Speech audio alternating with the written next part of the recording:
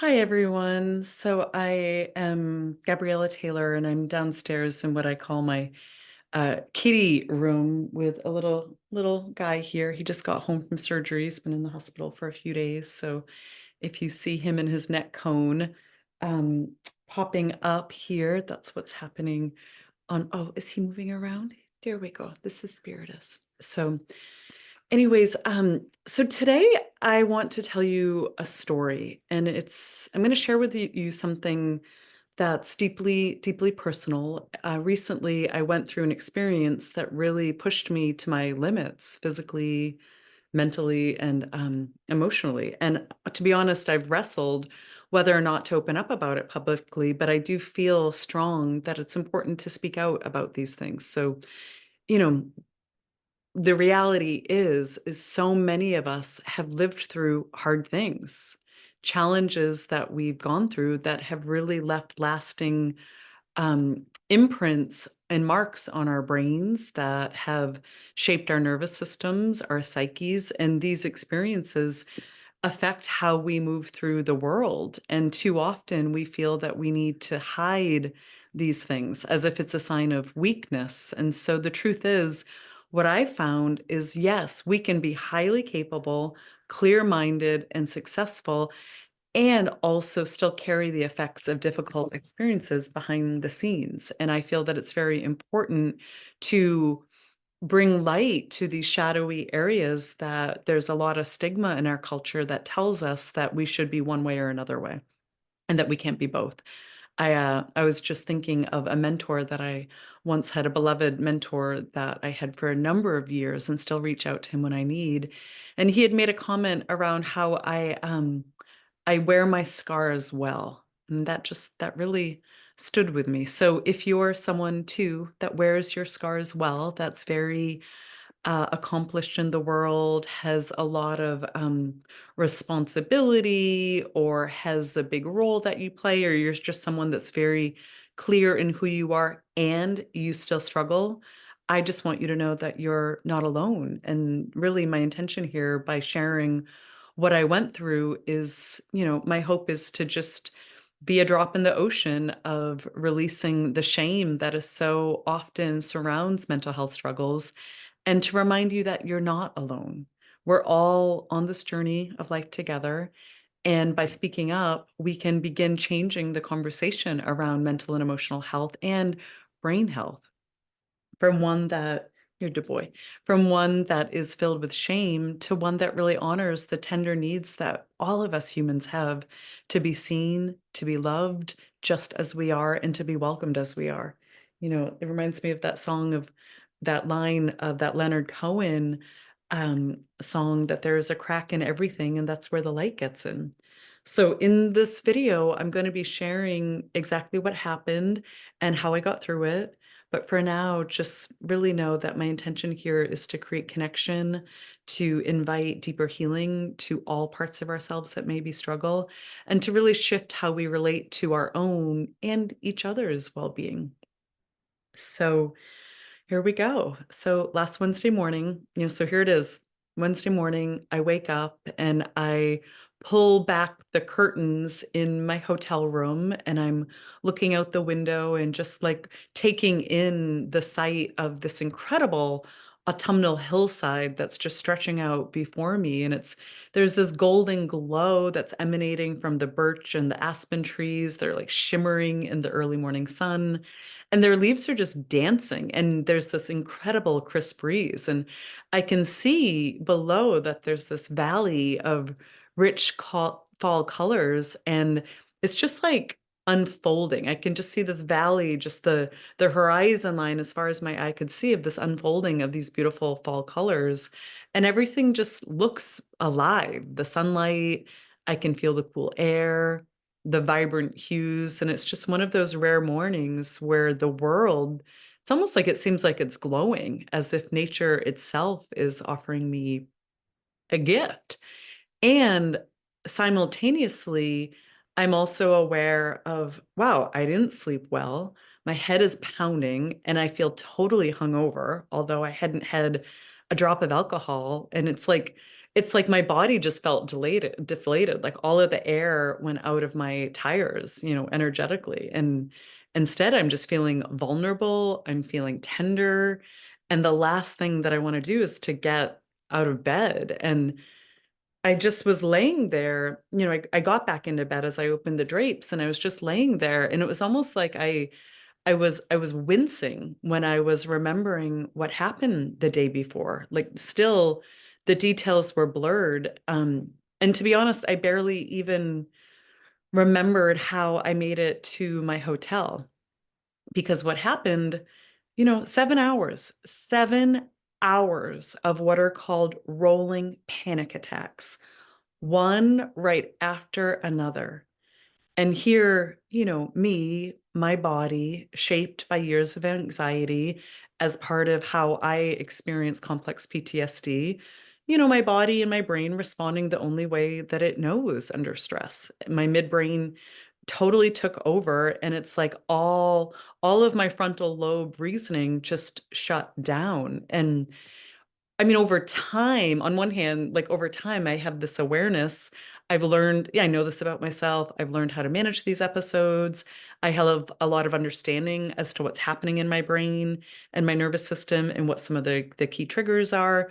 And it's like someone flips a switch inside and it just cuts off objectivity and rationale. And if you follow any of Dan Siegel's work, who was one of my early teachers in interpersonal neurobiology, he has a great video that he calls it flipping our lid. So literally there's neural circuitry that gets disconnected from our upper brain to our midbrain in these moments. And it's like we flip our lid. And this is where we see it when people lose it. This was my version of it. And it's a very real thing that happens that's in response to survival. And so I'm aware, even as I'm recounting this, I can feel the tension in my body. And also like I knew like stress had been building. On one hand, oh the boy, he's like slipping. On one hand, he's all drugged up. Um, there's all these extraordinary things that are happening in my world. I mean, I've been called in to coach some of the women in the White House leading up towards the election on emotional resiliency training. I've been partnering with wealth advisory firms to introduce, really to share my Women in Wealth breakthrough process, which is specifically for ultra high net worth women that really truly want to change the legacy around how women are able to utilize their resources and extraordinary wealth for the good, have a voice, and really change a lot of deeply misogynistic cultural associations that run through family lines, particularly if the women that are these ultra high net worth individuals are inheritors, if they've inherited the money from their family or a husband. There's a lot that goes into. So I've been doing a lot of work behind the scenes with some of our country's greatest philanthropic families, really empowering the matriarchs and the female lineage of wealth, which is phenomenal. So there's these things that are happening. I've been leading these retreats for female executives and, you know, everyday change makers. And I've been really uh, adapting to being very sought after to speak at all of these incredible influential women's events. So there's a lot going on, amazing things. And then behind the scenes, also, there's this counterbalance where I'm struggling. I've been deeply struggling to process the recent diagnosis of one of my dearest girlfriends, recent diagnosis of brain cancer, which has been very um, hard. And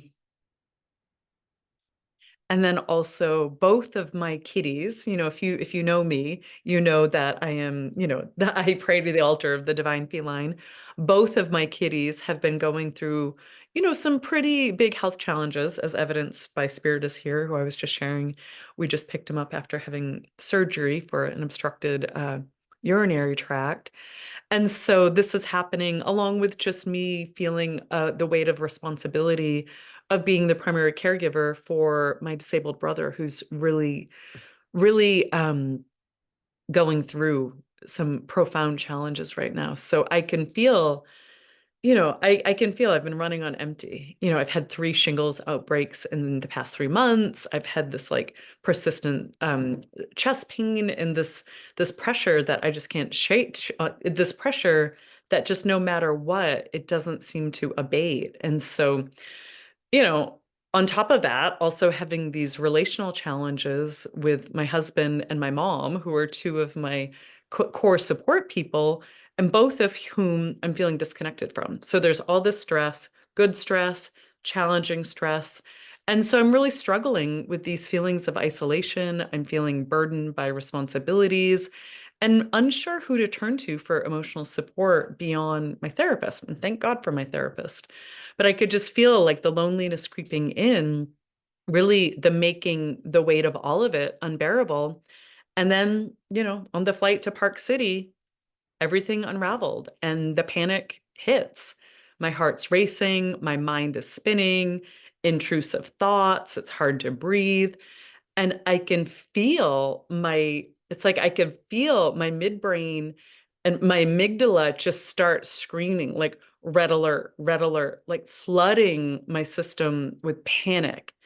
And my frontal brain, which is, the part of our brains that handles logic and self-soothing, goes completely offline. I flip my lid, as Dan Siegel would say. And I could feel how my amygdala just took over, just hijacking my nervous system and really drowning out any chance of rational thought. And my brain is just locked into survival mode, leaving me unable to talk myself.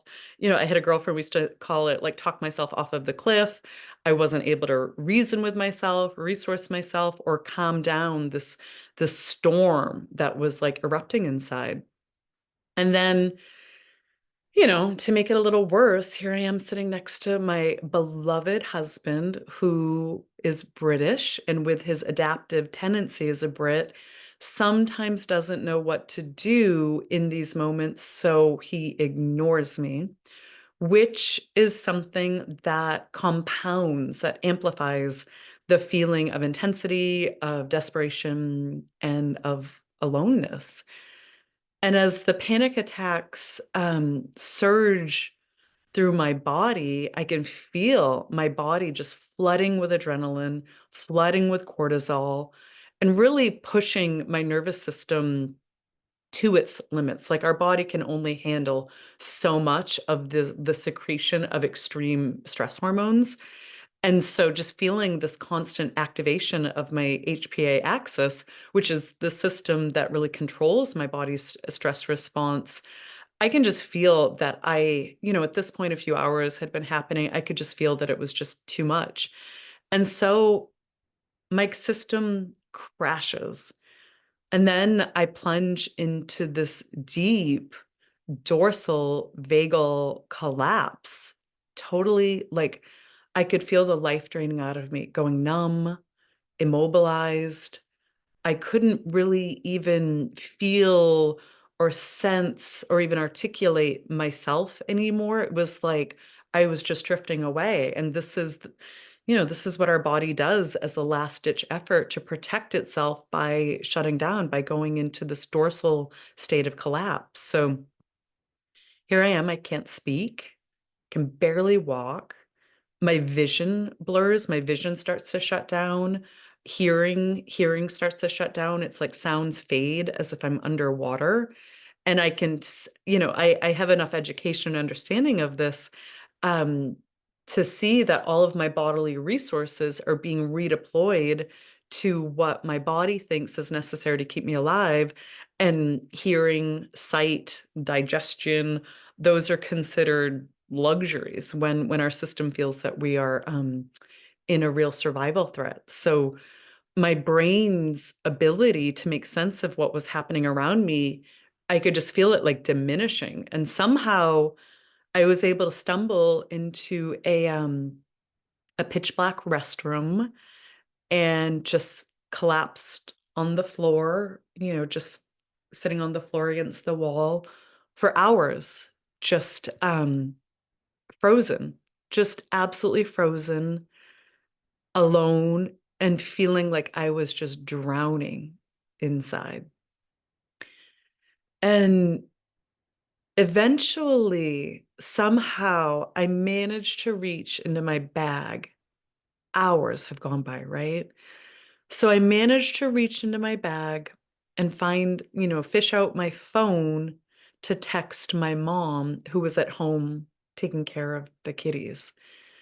And so I was able to get out a series of, very fragmented messages, like typo ridden, but it's like panic attack, won't stop, can't breathe. And my mom's my mom. She knows me well. It's been years. I mean, I was trying to even count. It's probably been 15 years since I've had anything remotely as severe as this. But she's familiar with what to do in these moments. She knows me extremely well, and she's a great resource for me under stress in these moments. And so I'm able to like somehow text her. She calls me right away.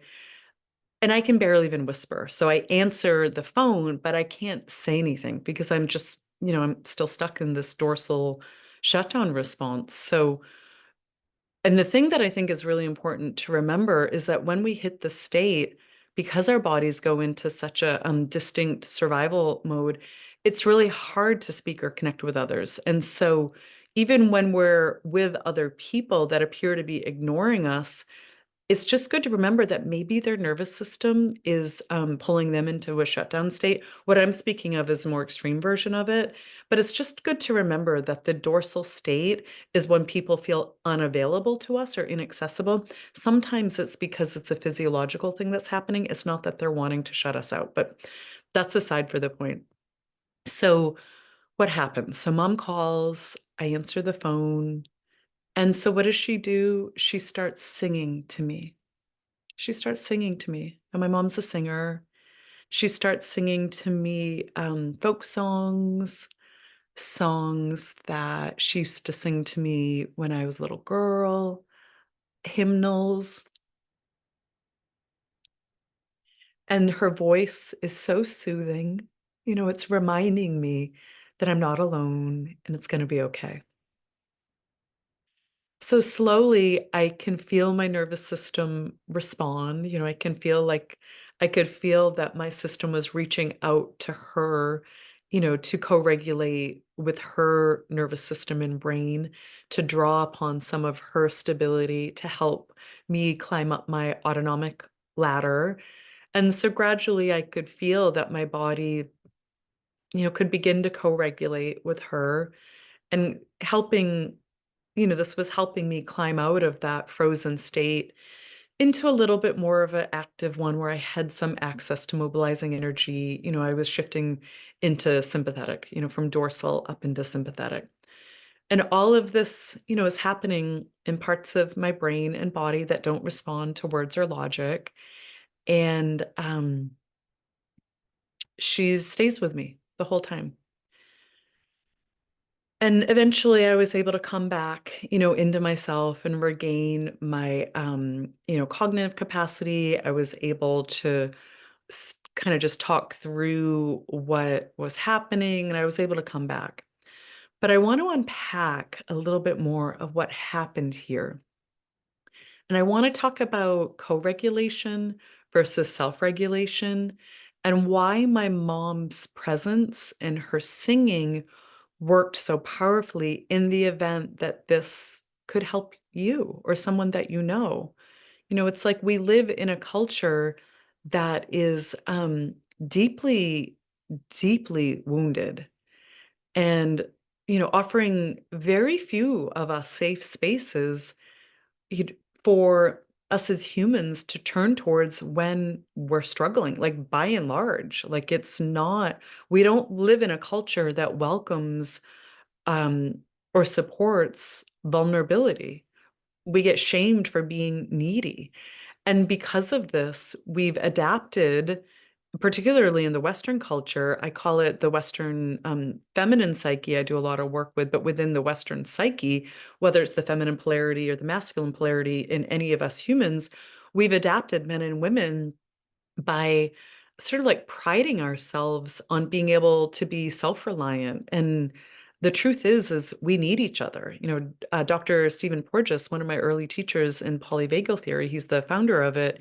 He has this beautiful quote where he says that connection is a biological imperative. Like it's an imperative. It's not something that would be nice sometimes. Like connection is a biological imperative. And so let's talk about co-regulation. So co-regulation is when one nervous system helps regulate another. And this is something naturally that the body does, whether we co-regulate, hopefully in close relationships with another safe human or with our animals, between mammals. And particularly in relationships, it's through the times of distress that at our best, when we're able to rely on another person's calmness or presence to help our own nervous systems return to a state of balance, this connection signals to our nervous system that we're safe, we're not alone, and we co-regulate. We come into regulation together. And so when my mom started singing to me, her voice became a regulating force for my nervous system, engaging my ventral vagus nerve, which is when it's the largest cranial nerve that we have that extends from our base, our brainstem all the way down into it reaches into our abdominal cavity and it connects to all of our major organs.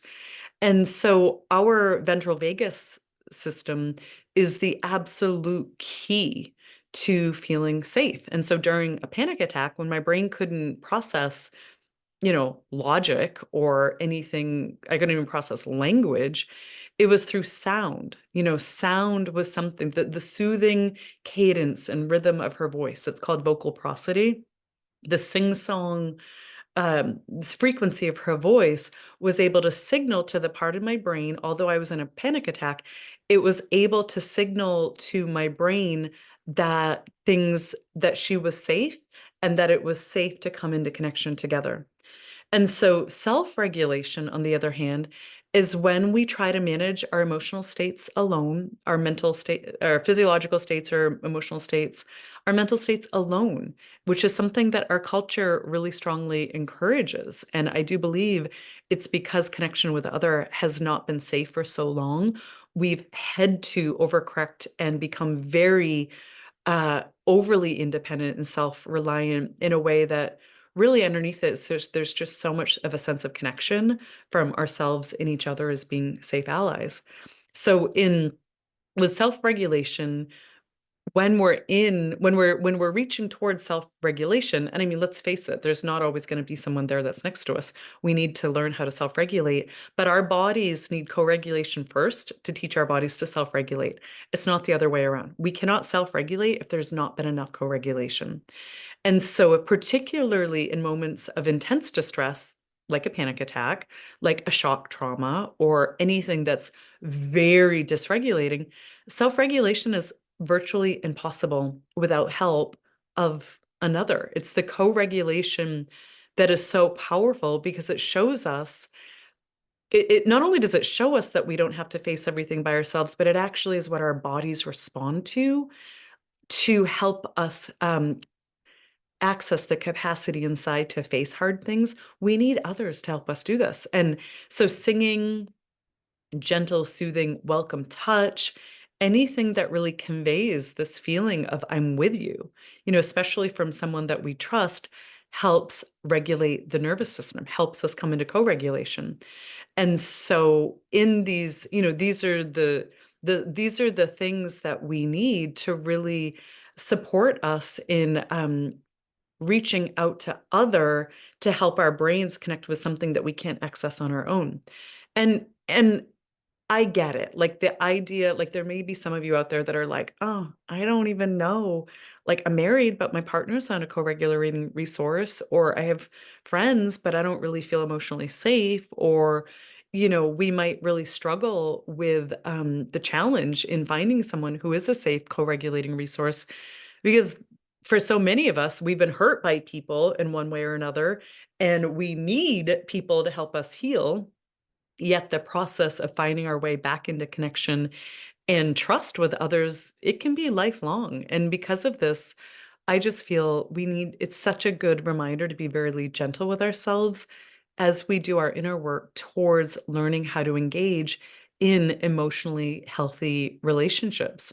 I mean, this is why I'm so committed to helping women, professionally. This is my work. It's like I help female leaders, founders, or funders. Like, and these women, many of these women, they're navigating very high pressure environments, very high stakes roles, while also carrying the effects of hard experiences or not feeling like they have a sense of support of who they can turn towards to lift them up. And so much of my work is to, not only offer myself, my brain, my nervous system as a co-regulating presence, but to also support them in working in helping their brain come into states through the process of our work together that gives them access to uncover and awaken the parts of their brain that gives them a natural sense of confidence or gives them a feeling that they're able to speak up for themselves, to lead powerfully, but without, doing a mimicry of the patriarchy, to like truly lead powerfully with love in ways that are strong and also take into consideration impact on others and deal with the pushback from being involved in changing some systems and structures that don't necessarily welcome change. So these are the women that I have found that, whether we want to have a breakthrough in life, in love, or leadership, it always starts in the brain. And so, especially if we've had hard things happening, understanding our brain and our nervous system and how they respond to these pressurized experiences is really, to me, crucial for creating lasting change systemically, because we can't walk around attempting to create new solutions from the same baseline of unacknowledged um, trauma or recognizing how, particularly, like I was saying, the Western feminine psyche for thousands of years has shaped around a cultural erosion of the feminine. And so much of the stress that we deal with as women and the challenges that we go through are as a result of being backed up into a corner for generations, being forced to either acquiesce, submit, or armor up and fight back. And our brains and our nervous systems have been sculpted around this for thousands of years. So this is why I feel very, I'm in the field of neuropsychology, I'm an ordained minister, and I feel very committed to helping women lead differently from the inside out. And I mean, for me, it's so personal because it's been my life path, and also understanding the connection between the nervous system and emotional regulation. It particularly became crystal clear to me back in, I think it was 2012, when my journey into neuropsychology took a deeply personal turn, because it all started with my brother. Some of you, if you've been with me for a while, my brother had a tragic car accident that left him with a traumatic brain injury. He had a 3% chance of survival. And, to be honest, I'd never even heard of a traumatic brain injury until that moment, despite years spent in spiritual communities, ashrams, monasteries, years spent in the halls of modern psychology, a few master's degrees under my belt. I didn't learn, nobody talked about the brain. Nobody talked about the brain. I just knew that I had one. And everything changed there in that with the neurology team at the ICU at Dartmouth Hitchcock, God bless them, and how they started really educating me about the intricate workings of my brother's brain as he lay in a coma for over a month, just really fighting to survive on the most fundamental level. And through that process, I also started to, not only was I beginning to understand what was happening with him, but also started to learn a new language having to do with like, oh, I wonder what's happening in my brain and nervous system. And so my husband and I had brought him to this very sophisticated brain injury rehab center in Provo, Utah. And again, through the technologies there that they were utilizing with him, I'm thinking, what about my brain? Because I mean, the reality is after years of therapy, and I'm talking years at this point, not once had I ever Nobody had ever mentioned my brain. Nobody had talked about my nervous system, nor had there ever been a formal diagnosis of a complex PTSD. There was a lot of complex trauma, diagnosis, but no one taught me about complex PTSD. And no one had explained to me the neurobiological mechanisms that were driving my symptoms at that time, which showed up as me being highly emotionally sensitive and really, really struggling to trust other humans. I mean, to trust life, to trust other humans, to trust. And because of that, I carried very deep shame, feeling like there was something fundamentally wrong with me for not being able to let go, for not being able to forgive easily, for not being able to release the past, drop the story. You've heard all of the things. And so it was only then, it's like December 2012 and the subsequent months that followed when I really turned to my own study in this field and dove headfirst into the field of neuropsychology. But it was only then that I began to truly grasp how trauma had been stored in my brain, my amygdala, my hippocampus, my prefrontal cortex. All these regions all play crucial roles in fear responses, in emotional regulation, and all of these things that I thought were markers of something being wrong with me or me being like too sensitive or too this or too that. I actually realized that it was because of the early traumatic experiences that I went through, so, through sexual abuse, through some accidents, through some other violations that really deeply, deeply impacted me on a fundamental level. I hadn't realized up until then how the variety and the frequency of those traumatic experiences had really altered the communication between these brain structures in my own head, which locked me in a lot of ways into survival mode long after the actual threat was gone. But then even more, then I started learning about my autonomic nervous system and how that had been also chronically dysregulated, which is what led me into polyvagal theory because my body had just been trapped in a series of what's called hyperarousal. Like I was just pretty much stuck in fight or flight mode. And no wonder why I felt anxious. I felt mistrustful of others. I felt like I always had to be on. I struggled with sleep. I mean, this awareness began changing everything for me.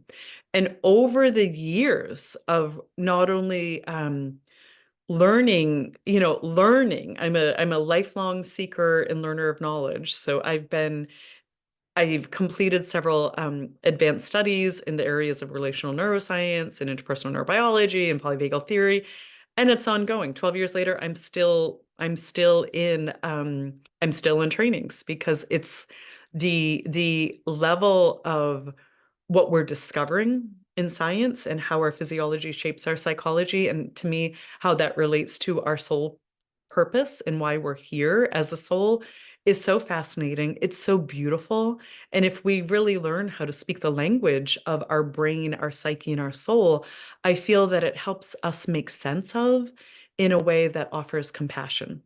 So, all of this to say, this is what I do. This is a very personal exploration for me. And I want to share with you three things that I've learned not only along my journey, but also because this is so much, it's woven into the work that I do with people, in the retreats that I lead, in the masterminds that I lead, in the private work that I do with people, and in the curriculum that I write. So it's really something that I feel it's an idea whose time has come. And so here are three things that I found that help me, that I hope help you if you're navigating similar to territory, if you're highly functioning, doing amazing things, and you've had hard things happen to you that may show up symptomatically as panic or anxiety or perseveration of some sort. And if there's a feeling inside that you can't really reconcile why you're so um, highly functioning out here, but really struggling behind the scenes here, my hope is that this would support you. So, number one, get help. Get help. Get good help, though.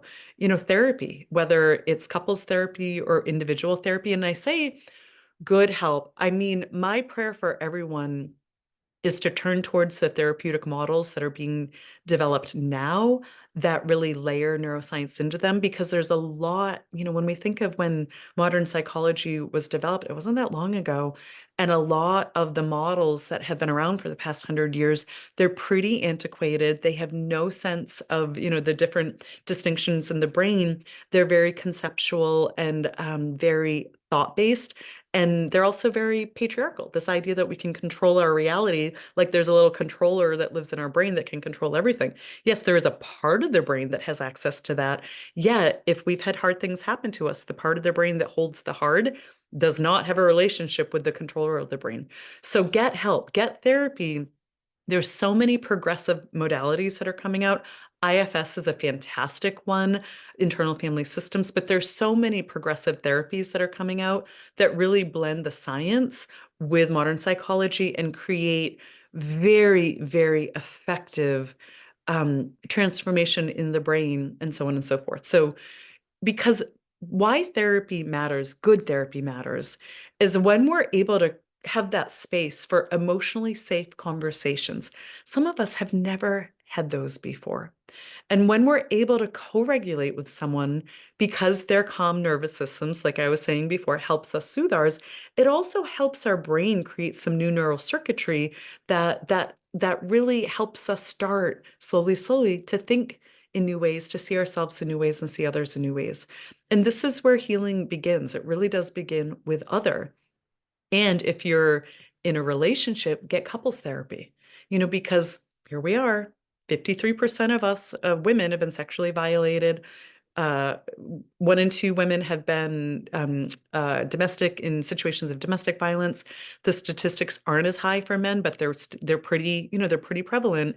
So chances are when we partner with someone, they may have hard things that they've gone through, and that's just abuse. That's different. That's not even talking about loss, natural disaster, um, uh, accidents that occurred or illnesses that occurred that also shape them. Because the truth is when we partner with someone, we're also partnering with the way that their history shaped their brain and psyche. And this is why Nicholas and I are very committed to a weekly therapy practice as we continue to heal and grow together. And and for me personally, because I've been so fascinated by what keeps coming out with brain science. And mind you, didn't even have imagery of the brain until just like almost like 25 years ago. So it's pretty new.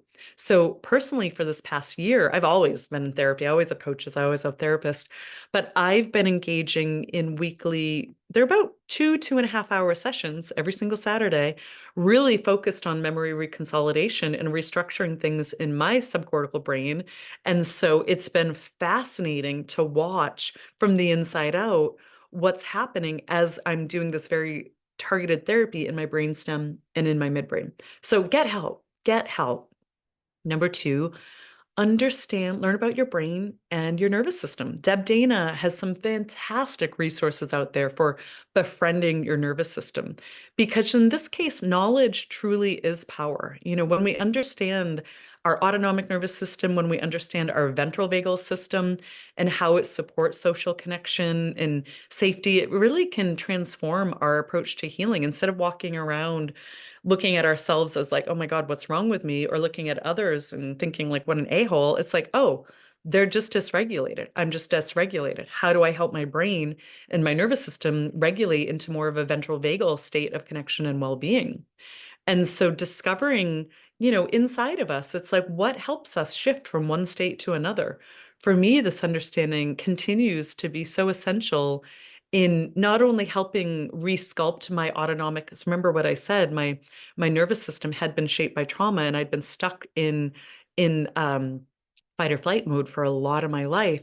When we discover how to regulate ourselves, what helps our ventral vagus system come online. I'm kind of doing this because it's like we travel up and down our autonomic ladder along our spine. It really helps us reshape our nervous system and create some more flexibility. And psychologically, it also helps heal shame. It helps us realize that there's nothing wrong with us. It's just patterns in our nervous systems that really need care, or ways that our brains have been shaped that really need care. And then lastly, the third thing, be kind to yourself. it is so normal to feel shame, frustration, impatience, because we live in a culture that shames people and blames people for hurting. So it's totally okay to be struggling. It's totally okay to be highly functioning while struggling, because shame, insecurity, and self judgment, these are normal responses from the culture in which we are emerging out of and what we're being tasked to change. Life on our planet kind of depends on it right now. And so be kind. And, ultimately, what I found is this journey has shown me that the brain, it's as unique as a fingerprint, it's as unique as a snowflake. So I found what works for mine. I also encourage you to discover what works for yours, because healing really does begin when we understand that we don't have to face these challenges alone, and that our brains and bodies are designed to find balance when given the right tools, the right support that really comes fundamentally with a sense of love, care, and compassion. That reminds me of another thing that Stephen Porges would say. He would say that no matter what the modality is, no matter what the treatment modality is, the therapeutic modality is, safety is the cure. Safety is the cure. So feeling safe with other, that other is with me, is the cure. So I wish this for you. I hope that this serves you. If this is something that you have walked in your life path, may this benefit you. If you know of someone that you think could find value in this, please share this with them. And truly, if no one else has told you yet, I just want to be the person to tell you today that you're okay. You're okay. No matter what, you are a beautiful human being that deserves love, respect, and caring. And even if the world has been harsh towards you or has misunderstood you or pathologized you, you deserve love. You deserve love. You deserve care. So, with that, I thank you for being with me here, and I wish you all well. God bless.